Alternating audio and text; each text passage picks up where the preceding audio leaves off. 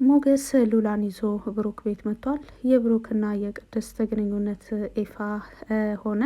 በቅርብ ሰርግም እንደሚያደርጉ እንደዚሁም ደግሞ የሰርጉን ቀንም ብሩክ አሳውቋል።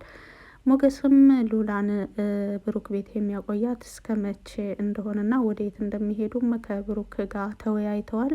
ቪዲዮውን በመሀል ይዤላችሁ ቀርብ ያለሁኝ። ሰላም ሰላም፣ ውድና የተከበራችሁ የዜድ ሀበሻ ቤተሰቦች ለቻናሉ አዲስ ከሆናችሁ ሰብስክራይብ በማድረግ እንደዚሁም ቪዲዮውን በላይክ መጀመር አትርሱ። ምሳሌ ድራማ ቀጣይ ፓርቲ ይዤላችሁ መጥቻለሁ። እስከ መጨረሻው ድረስ አብራችሁ ለመቆየት ሞክሩ። እንግዲህ ካሳለፍነው ፓርት ላይ ያየነው ሞገስ እና ዳጣ ሉላን ይዘው ለማምለጥ ሲሞክሩ የዝና የሆነ ሰው እንደዚሁም ደግሞ ዳጣ ወደ ምግብ ቤት ጋብዘው ምግቡን ሳትከፍል የወጣችው እንደዚሁም ሳይፈልግ ተገዶ የበላውን ምግብ ከፍሎ የወጣው ሰው ፊት ለፊት ስላገኛቸው ነበር። ይሁን እንጂ ልጁ ሊይዛቸው እንዳልቻለ ነው የተመለከት ነው። ብሩክ ቤት አልነበረም በወቅቱ። ለብሩክ ነበረ ቶሎ የተደወለለት። ብሩክም ወደ ቤት ይዛቸው ራይድ ይዛችሁ ወደ ቤት በፍጥነት ኑ በማለት ነበረ የነገራቸው። ከዛም በኋላ ሞገስና ዳጣ በብሩክ ቤት አቅራቢያ ማህሌትንና ዝናን አይተዋቸው ስለነበረ ሞገስም ያንን በማስታወስ በፍጹም ወደ እናንተ ቤት ይዣት ልመጣ አልችልም በማለት ይናገራል። ምን ነው ሞጌ እስካሁን እኔን ይቅርታ አላደረክልኝ ማለት ነው? እኔን አታምነኝም ማለት ነው? በማለት ብሩክ ይናገራል። አይ እንደዛ አይደለም ብሩክ፣ እንደዛ አይደለም እውነታው በማለት ሞገስም ይናገራል። ከዛም በኋላ ብሩክም ታዲያ ምንድን ነው እውነታው በማለት ይጠይቀዋል። ጠዋት እናንተ ቤት መተን ነበር። ከዛም በኋላ ማህሌትንና ዝናን እዛ ነው ያገኘናቸው፣ እየተከታተሉን ነበር። እንደዚሁም ደግሞ ቤትህን አቅራቢያውን እየተከታተሉት ነው። ስለዚህ እዛ ካመጣዋት ሉላን ያገኙብኛል፣ ይገልብኛል በማለት ሉላን ሊወስድብኝ ይችላል የሚል ንግግር ነበር የተናገረው። ምንም አታስብ፣ እኔ በየት በኩል እንደምትመጡ እነግርሃለሁ። እቤት ከገባችሁ በኋላ ማንም መጥቶ አይነካችሁም በማለት ነበረ ብሩክ የተናገረው። ብሩክም ቅድስትን ለማስደሰት አንዳንድ ሰርፕራይዝ ይዤላት እመጣለሁ ብሎ ስላሰበ እቤት አልነበረም።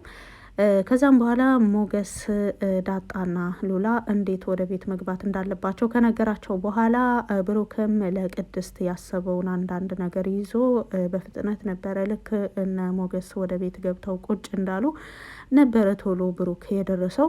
ብሩክም በጣም ደስተኛ ሆኖ እነሱም በሰላም ወደ ቤት በመመለሳቸው ካሁን በኋላ እዚህ ቤት መጥቶ ምንም ሊያደርጋችሁ እንደማይችል እኔ እነግራችኋለሁ በማለት ይናገራል። በዚሁ አጋጣሚ በብሩክና በሞገስ መካከል ይቅርታ ተደራርገው ፍቅር ነበረ ሳሎኑ ደምቆ የነበረው። ከዛም በኋላ ቅድስት ምሳ ታቀርባለች። ቅድስትም በሰላም በመምጣታቸው በጣም ደስተኛ ትሆናለች። ዳጣ የለመደችውን ጥያቄ ለቅድስት አቅርባ ነበረ። እንዴት ነው? ምን አዲስ አለ? ንገሪኝ በማለት ሁሉ ቅድስትን አንዳንድ ነገር ስታናድዳት ነበር። ከዛም በኋላ ከምሳ ግብዣው በኋላ በዛው በቤት ውስጥ በተካሄደው ማለት ነው። ከምሳ ግብዣው በኋላ ዳጣ ምን ያህል መስዋዕት እንደከፈለች እንዴትም ከዛም ቦታ ማምለጥ እንደቻሉ ይናገራሉ። በተለይ ሞገስ ስለ ዳጣ አሁን ላይ ሉላ አብራን ልትገኝ የቻለችው ከፈጣሪ በታች ዳጣ መስዋዕት ከፍላ ነው በማለት ይናገራል። ብሩክም ምን አደረገች ደግሞ ይች እኮ አትቻልም በማለት ይስቃሉ። ከዛም በኋላ ዳጣም የራሷን አስተያየት ታስቀምጣለች። ኧረ እባክህ ሞጌ በጣም ከባድ ነገር እኮ ነው ያደረግነው። ይሁን እንጂ በጣም ደስ ብሎኛል። ደግሞ እኮ ቀሚሱ ስንቴ ጣለኝ መሰለህ በማለት ዳጣ በተደጋጋሚ ቀሚሱ እየጠለፋት በፍርሃት ስትንቀጠቀጥ ወድቃ ነበርና እሱንም አንስታ እንደዚሁም ደግሞ ስለ ምግብ ቤት የዝና ሰው ይሆናል ብላ ያሰበችውን ሰው ወደ ምግብ ቤት ከወሰደች በኋላ ምግቡ ቶሎ እንዳይመጣ አድርጋ ኧረ እባካችሁ በፈጠራችሁ ቶሎ ይዛችሁ ነው እያለች ስታስመስል መቆየቷን ሁሉ እንደዚሁም ደግሞ ሰውየው ምግቡ ከመጣለት በኋላ ሳህኑ ላይ ያለውን ምግብ ለመጨረስ 2 ሰከንድ እንዳልፈጀበትም ትነግራቸዋለች። እንዴት በዛን ፍጥነት ይህን ሁሉ እንዳደረገች በጣም ተገርመው በዳጣ ችሎታ እየሳቁ ነበረ። የዳጣ ትወና እነሱን ብቻ አይደለም ተመልካችን ሁሉ የሚያስደስትና በጣም ደስ የምትል ልጅ ናት። እንደዚህ አድርጋ በሞገስና በሉላ መካከል የነበረውን እንደዚሁም ደግሞ ከዝና ከበባ ውስጥ ለመውጣት ችለዋል። ይህን ሁሉ አንስተው ሲጫወቱ ከቆዩ በኋላ ብሩክ ይቆምና የምነግራችሁ ነገር አለኝ በማለት ይናገራል። ብሩክም ከዛ ሁሉ ጨዋታ በኋላ ከፊት ለፊታቸው በመቆም የምነግራችሁ ነገር አለኝ በማለት እጁን እያጣጠፈ ቆሞ ሲቅለሰለስ ዳጣ መጀመሪያውኑ ብሩክ ሲነሳና እንደዚሁም ደግሞ የምነግራችሁ ነገር አለኝ ሲል ዳጣ ውስጧ አውቆ ነበር ምን እንደሚል። ነገር ግን ሞገስ ይህ በዚህ ፍጥነት ይሄ የቅድስትና የብሩክ ጥምረት በፍጥነት በዚህን ያክል ፍጥነት ይሆናል ብሎ አላሰበውም ነበርና ምናልባትም ቆሞ ይቅርታ ሊጠይቀኝ ይሆናል ብሎ በማሰብ ገና ብሩክ ንግግሩን ሳይጨርስ ሞገስ አረ ምንም ችግር የለውም ብሎ ሊያቅፈው ሁሉ ሲል ምን መሰላችሁ በማለት ብሩክ በቅድስትና በሱ መካከል ያለውን ነገር ይጀምራል። ቅድስት ለምሳሌ ምን ያህል መስዋዕት የከፈለች ሴት እንደሆነች እና እንደዚሁም ደግሞ ቅድስት ብቻዋን ያለች እንደ ዘበት በቤቴ ከ6 ዓመት በላይ ቆየች። ካሁን በኋላ እሷም የራሷ ህይወት ያስፈልጋታል። እንደምታውቁት እኔም ደግሞ ብቻዬን ነው ያለሁት። በዚህ አማካኝነት ቅድስት የምሳሌ እናት የኔም ባለቤት እንድትሆን ፈልግ ያለው በማለት ይነግራቸዋል። ደስታቸው ላይ ደስታ በመጨመር ቤቱ በጭፈራና በጭብጨባ እንደዚሁም ደግሞ ሁላቸውም ተነስተው አንዳቸው ሌላቸውን ሲያቅፉና ደስታቸውን ሲገላለጹ ነበረ ያየ ነው። እውነት ለመናገር በቅድስትና በብሩክ መካከል ባለው ግንኙነት በተለይ ደግሞ ምሳሌም ተጠቃሚ ናት ብዬ ነው የማስበው። ምክንያቱም ከአሁን በፊት ምሳሌ በማህሌት አማካኝነት ምን አይነት ችግሮች እንደደረሱባት እንደዚሁም ደግሞ የጤና ሁኔታዋን ምክንያት በማድረግ ጤና ሁኔታዋ ላይ ይበልጥ በፍጥነት የጤና ሁኔታዋ እንዲዛባና ቀሪ ተስፋ እንዳይኖራት ተጨማሪ መድኃኒቶችን እየሰጠች የምሳሌ ጤና እዛ ሁኔታ ላይ እንዲደርስ አድርጋለች። ነገር ግን የሰውን ሕይወት መቁረጥ የሚችለው ፈጣሪና ፈጣሪ ብቻ ነው የሰራት። ፈጣሪ ብቻ ነው አንዲትን ነፍስ መቁረጥ የሚችለው እንጂ በማህሌት ሙከራ ቢሆን ምሳሌ አሁን በመካከላቸው አትገኝም ነበረ። በሞገስና በብሩክ መካከልም ያለው ይሄ ብዙ መስዋዕትነት ያስከፈለ ፍቅር በማህሌት እቅድና ውሳኔ ቢሆን አሁን ላይ አይታይም ነበር። ምክንያቱም በሞገስና በብሩክ መካከል ብዙ ክፍተቶች ተፈጥረው ብዙ በመካከላቸው መጎዳዳቶች ከደረሱ በኋላ እንደዚሁም ደግሞ መራራቅና የተለያዩ ጸቦች ከደረሱ በኋላ ነው።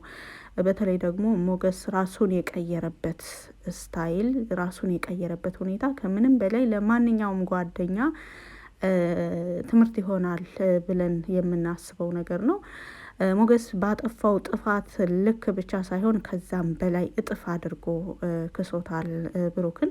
ከዛም በኋላ በሁለታቸው በጓደኛሞች መካከል ያለው ግንኙነት ከበፊቱ ይበልጥ በተለይ ምሳሌ ልትታከም ወደ ውጭ ልትሄድ ፕሮሰስ ላይ በነበረችበት ጊዜ ሞገስ ያደረገው እንደዚሁም ደግሞ ሞገስ ላይ የደረሰው በደል እንደዚሁ ንብረቱ ታገደ፣ የተለያዩ ነገሮች በቃ ከከፍታ ወደ ዝቅታ ወድቆ በነበረበት ጊዜ እዛም ቦታ ላይ ሆኖ ለብሩክ ልጅ መታከም የከፈለውን ዋጋ አይተናል። እና አንዳንዴ ጓደኛሞች ሲቀያየሙ ወይም ደግሞ በሁለታቸው መካከል ክፍተት ሲኖር ክፍተት ላይ ማሻሻያ ወይም ደግሞ ስህተቶቻችንን ይበልጥ ለማስተካከል የምናደርገው ጥረት ያን ያክል ብዙም አልነበረም። ነገር ግን ከዚህ ድራማ ላይ በጣም ቁም ነገር እና በጣም አስተማሪ ነገር ነው የተማርንበት። ምንም አይነት ስህተቶች የሚስተካከሉ ናቸው፣ ባለቤቱ ማስተካከል እስከፈለገ ድረስ ብለን ሀሳባችንን ቀይረን ወደ መልካምነት ለመቀየር የሚሰጠው እድል በጣም ሰፊ ነው። ስለዚህ በጥቅሉ የነብሩክ ቤት በደስታ ተሞልቷል። በተለይ ሉላ በዛን በባዶ ቤት ተዘግታ ብቻዋን ባደረችበት ባሳለፍነው ሌሊት ሙሉ ምግብ አልቀመሰችም ነበርና ርቦኛል ብላ ነበረ በስልክ ለሞገስ የነገረችው። በወቅቱ ለሞገስ ርቦኛል ብላ ስትነግረው ሞገስ በጣም ውስጡ ተሰብሮ ነበር። ምክንያቱም ሞገስ ምንም በአስቸጋሪ ሁኔታ ላይ እንደዚሁም በዝቅተኛ ደረጃ የኑሮ ደረጃ ላይ ያላቸው ቤተሰቦች ላይ ቢወለድም ብዙ ነገሮችን ካሳለፈ በኋላ ሞገስ በከፍታ ላይ በቅንጦት ኑሮ ነበር። ምንም በማህሌት ምክንያት አሁን ሞገስ ያለበት ሁኔታን ብናይም ነገር ግን ሞገስ ብዙ ደስ የሚሉና የቅንጦት የሚባሉ ህይወቶችንም አሳልፎ ስለነበር ሉላ እኔ ጋር አምጥቻት አስራብኳት የሚለው ነገር በጣም ውስጡን ጎርቶት ነበረ። እንግዲህ እንደምንም ተሽለክልከው እንደምንም አልፈው ብሩክ ቤት ከገቡ በኋላ ቅድስትም ሁሉን ነገር አዘጋጅታ ነበረ የተቀበለቻቸው። አሁንሳ ሉላዬ ጠገብሽ በማለት ነበረ የጠየቃት ሞገስ በሉላ ሁኔታ በጣም እያዘነ እንደዚሁም ደግሞ እኔ ጋር በመሆንሽ ተሰቃየሽ ሉላዬ ማለት በፍቅር አይኖቹ በስስት አይን እያያት አዎ አሁን በጣም ደስተኛ ነኝ ጠግብ ያለው በማለት ፈገግ በማለት ወደ ሞገስ መልስ ትሰጣለች። በጥቅሉ የነ ብሩክ ቤት በጣም በደስታ ተሞልቶ እንደዚሁም ደግሞ በቅድስትና በብሩክ መካከል ያለው ፍቅር ይፋ በመሆኑ በቅርብም ሰርግ አስበዋል። ሰርጉ መቼ ነው የሚለውን በቀጣይ ፓርት ላይ የምናየው ይሆናል። በቪዲዮ ላይ ማንኛውንም አስተያየት በኮመንት ስር መጻፍ ትችላላችሁ። ስላዳመጣችሁ ከልብ አመሰግናለሁ። መልካም ጊዜ